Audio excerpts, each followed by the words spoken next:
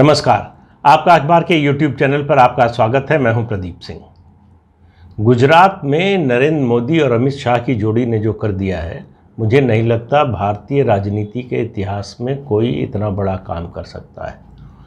आपको याद होगा कि पंडित जवाहरलाल नेहरू के समय एक कामराज योजना आई थी, जिसमें सभी मुख्यमंत्रियों से और मंत्रियों से इस्तीफा ले लिया गया था और फिर से पुनर्गठन हुआ था। वो पुराने लोगों को, कुछ जिनको नहीं चाहते थे नेहरू जी, उनको हटाने और अपने नए लोगों को लाने का था। लेकिन इस तरह का परिवर्तन कि मुख्यमंत्री बदल जाए और पूरा का पूरा मंत्रिमंडल 100% बदल जाए, ये मोदी है तभी मुमकिन है। पूरे घर के बदल दिए और आप देखिए कहीं कोई चूं चौपड़ नहीं। उसकी वजह क्या है? क्यों ऐसा है कि नरेंद्र मोदी ने चुनाव से 14 महीने पहले पूरी सरकार गुजरात की बदल देने का फैसला किया, उसको लागू किया और उसको पार्टी ने स्वीकार कर लिया। जो लोग हटाए गए उनमें से किसी को शिकायत का कोई मौका नहीं मिला, क्योंकि ऐसा नहीं है कि उनको अवसर नहीं मिला था, ऐसा नहीं है कि उनको मंत्री पद नहीं मिला था या संगठन में उनको पद नहीं मिला था। उनको अवसर मिला था, काम करने का भी मौका मिला था। वो ये भी नहीं आरोप लगा सकते या ये भी शिकायत नहीं कर सकते कि हमारी कम्युनिटी को जो है इग्नोर किया गया है। हर कम्युनिटी का पूरा ध्यान रखा गया है। ये परिवर्तन जो है, ये हो सकता है बहुत से लोग, क्योंकि नरेंद्र मोदी जिस तरह से काम करते हैं, जिस स्केल पे काम करते हैं, बहुत सी चीज़ें बड़ी साधारण लगने लगती हैं।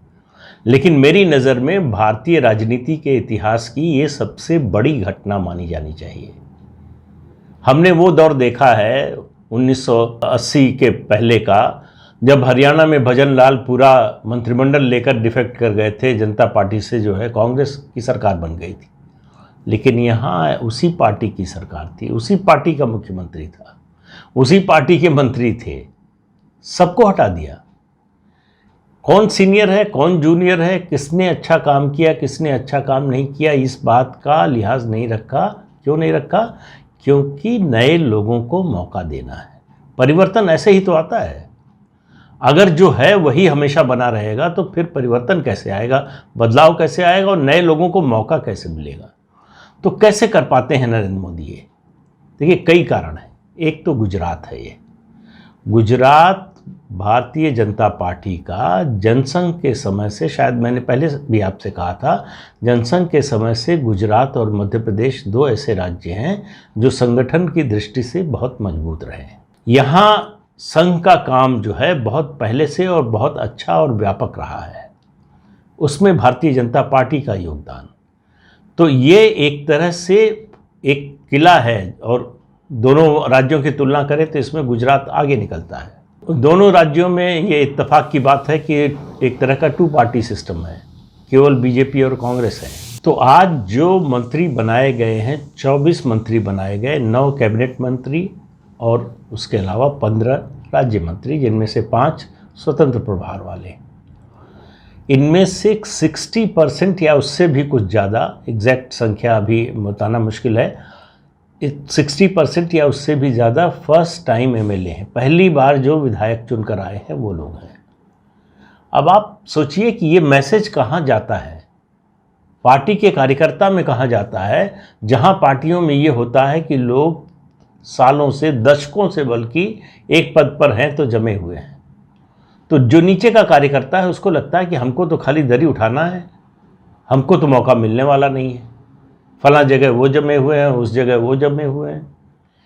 गुजरात के सारे कार्यकर्ताओं और गुजरात के माध्यम से देश भर के भाजपा कार्यकर्ताओं को ये संदेश देता है ये परिवर्तन कि आपके लिए मौका है, हमेशा मौका है। ये पार्टी बदलाव में यकीन रखती है और चेंज विथ कंटिन्यूटी, कि ऐसा नहीं है कि जो है हम जिस रास्ते पर चल रहे थे उस रास्ते को छोड़ देंगे, लेकिन परिवर्तन करते रहेंगे, नए लोगों को मौका देते रहेंगे। तभी, जिसको कहते हैं ना पुनर्नवा करना, वो गुजरात में सरकार को कर दिया है नरेंद्र मोदी ने।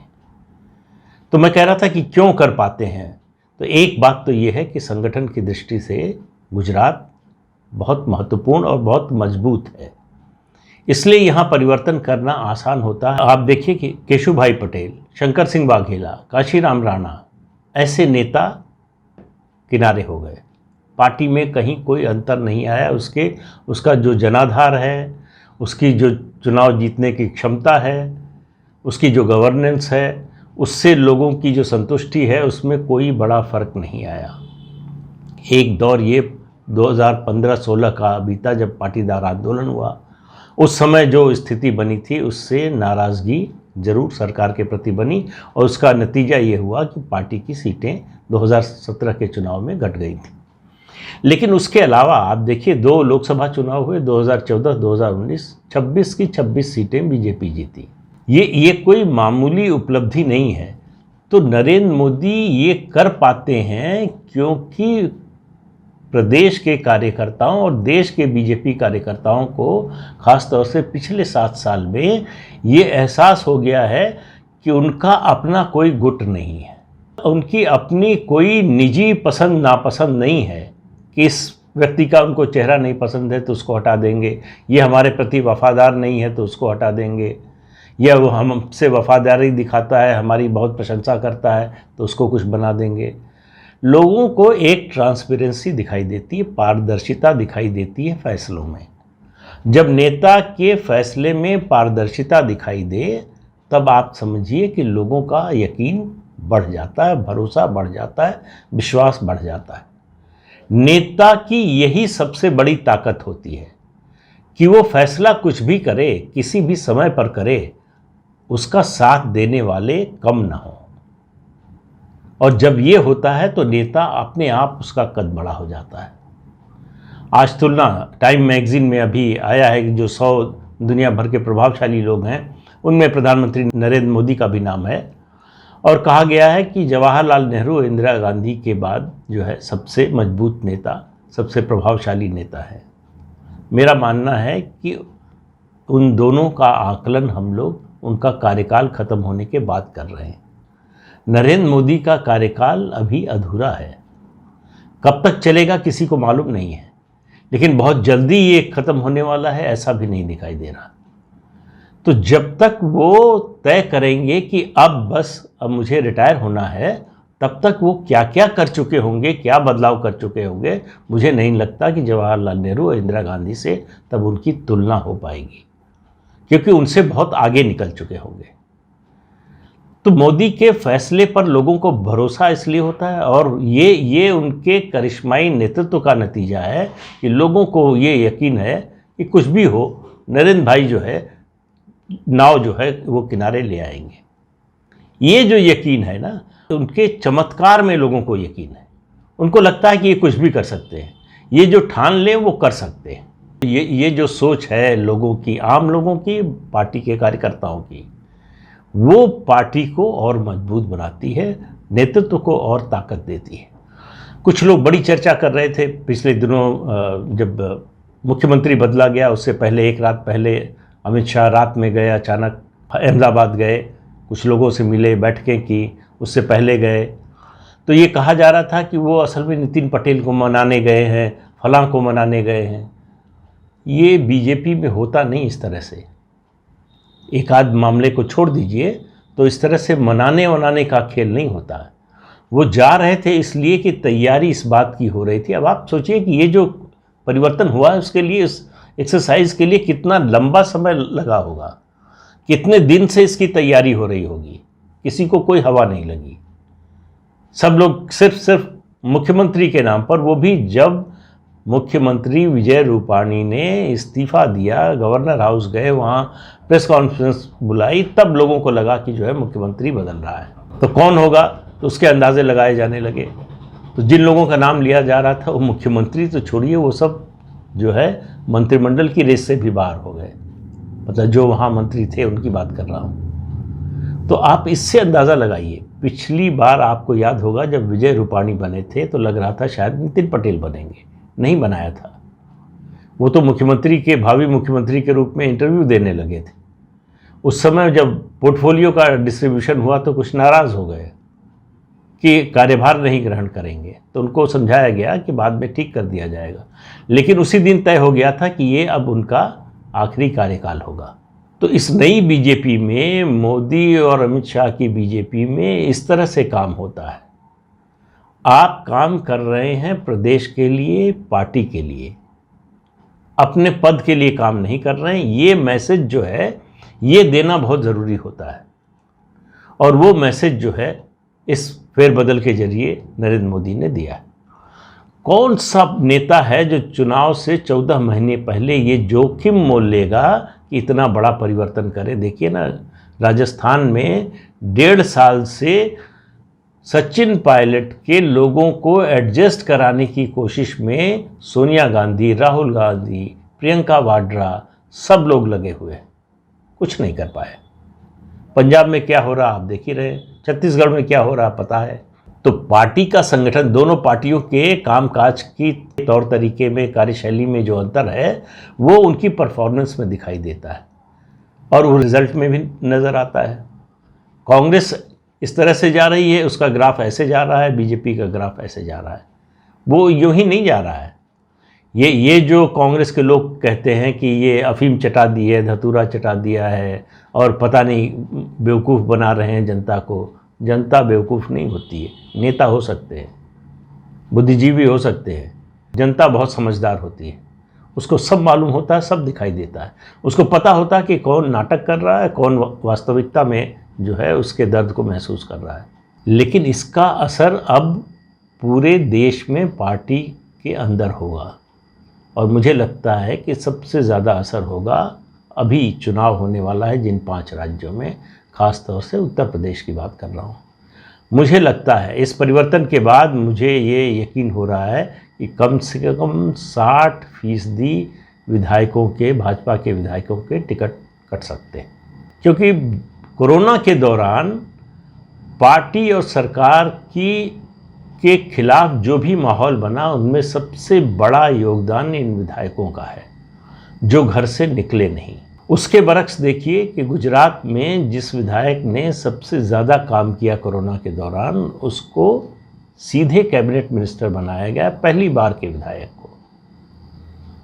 और हायरार्की भी पूरी चेंज हो गई है। जो अभी स्पीकर थे गुजरात विधानसभा में, राजेंद्र त्रिवेदी, उनको नंबर 2 की जगह दी गई है। जीतू भाई जो कांग्रेस से आए थे और बड़े ट्राइबल नेता हैं, कांग्रेस के सबसे बड़े ट्राइबल नेता थे, कांग्रेस छोड़कर बीजेपी में आ गए, उनको कैबिनेट मंत्री बनाया गया। 2 लोगों को मंत्रिमंडल में जगह दी गई है जो कांग्रेस छोड़कर आए थे। इससे पहले वाले मंत्रिमंडल में 4 लोग थे, उन सबको हटा दिया। जो 2 लोग लिए गए हैं वो ऐसे लोग हैं जिनका जनाधार है, जो वोट ला सकते हैं, जो काम कर सकते हैं। तो मैं बार बार कह रहा हूँ, जिस चीज़ पर जोर दे रहा हूँ वो ये कि परफॉर्म और पेरिश, ये एक मंत्र है इस मंत्रिमंडल के पुनर्गठन का, या इस नए मंत्रिमंडल का। इसमें पुनर्गठन तो जो है शब्द थोड़ा अधूरा सा लगता है कि उस पुनर्गठन में मानकर चला जाता है कि कुछ नए हैं कुछ पुराने हैं। इसमें तो पुराना कोई आया ही नहीं, जितने थे सब बदल दिए गए। तो संगठन का इतना गहरा अनुभव, प्रशासन का अनुभव, ये दोनों का कॉम्बिनेशन उनको एक यूनिक लीडर बनाता है जो उनको बाकी नेताओं से अलग करता है। दूसरा, ईमानदारी, परिवारवाद से दूर, कोई पक्षपात नहीं, कोई भाई भतीजावाद नहीं, किसी के पक्ष में नहीं, किसी के खिलाफ नहीं, बेवजह। गलत कर रहे हैं तो निश्चित रूप से आपके खिलाफ होंगे, सही कर रहे हैं तो आपको मौका मिलेगा। पारदर्शिता, आप देखिए जिस तरह से उन्होंने पिछले 7 साल में कोशिश की है कि पूरे अर्थतंत्र को ज़्यादा से ज़्यादा पारदर्शी बनाया जाए, टैक्स हैवी बनाया जाए। आज डिजिटल ट्रांजैक्शन जो है कई गुना बढ़ गया है 2014 के मुकाबले। तो ये सब जो बदलाव हो रहे हैं, आज इस बात की कोई कल्पना नहीं कर सकता कोई भी इंडस्ट्रियलिस्ट कि वो सरकारी बैंक से कर्ज लेगा और उसको खा जाएगा और फिर उसकी कंपनी चलती रहेगी। कर्ज लिया है तो लौटाना पड़ेगा, नहीं लौटाया तो कंपनी जाएगी। ये मैसेज चला गया है। मेरे एक मित्र ने एक संदेश भेजा था कि अभी जो अलीगढ़ में उन्होंने महाराजा महेंद्र प्रताप सिंह की याद में विश्वविद्यालय की आधारशिला रखी है। बहुत से लोग कह रहे थे कि अलीगढ़ मुस्लिम विश्वविद्यालय का स्वरूप बदलना चाहिए, उसका जो अल्पसंख्यक स्वरूप है उसको ख़त्म किया जाना चाहिए। तमाम तरह की मांग पार्टी के भीतर से, पार्टी के बाहर से, वैचारिक परिवार से, तमाम लोगों से आ रही थी। कुछ नहीं किया उन्होंने।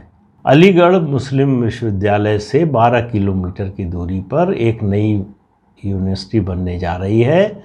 अब वो यूनिवर्सिटी अलीगढ़ मुस्लिम विश्वविद्यालय से ज़्यादा मॉडर्न एजुकेशन देगी, बेहतर वहाँ फैकल्टी होगी। अपने आप उसका महत्व जो है कम हो जाएगा। उनको कुछ बंद करने की, किसी को काटने छांटने की ज़रूरत नहीं पड़ी। तो क्या मैसेज है कि किसी लकीर को छोटा करने की बजाय बड़ी लकीर खींचो। तो नरेंद्र मोदी बड़ी लकीर खींचने में यकीन करते हैं, चाहे पार्टी के फैसले हों, चाहे सरकार के फैसले हों। तो इस बात को हम लोगों को नहीं भूलना चाहिए कि उनके फैसलों में सबसे बड़ी बात यह है कि बदनीयती नहीं होती, नीयत साफ होती है। फैसला गलत हो सकता है, किसी का भी गलत हो सकता है, लेकिन गलत नीयत से कोई फैसला नहीं किया जाता। और यही बात है जो भारत के लोगों को भा गई है। इसीलिए मोदी पर जो ये अटूट विश्वास है वो इसी वजह से है कि अगर स्थिति खराब है, जानते हैं खराब है, महंगाई है, बेरोजगारी है, लेकिन लोगों को लगता है कि इस सब समस्याओं का हल, इन गड़बड़ियों को ठीक करने वाला कोई अगर है तो वो मोदी ही है। दूसरे किसी पर इसके लिए भरोसा नहीं है। और ये जब तक भरोसा कायम है तब तक मोदी को कोई हिला नहीं सकता है। तो आज के अंक में इतना ही। अगले अंक में फिर मिलेंगे किसी नए मुद्दे के साथ। तब तक के लिए इजाज़त दीजिए। नमस्कार। आपको याद दिला दें कि ये चैनल देखिए, शेयर कीजिए और सब्सक्राइब तो ज़रूर कीजिए। नमस्कार।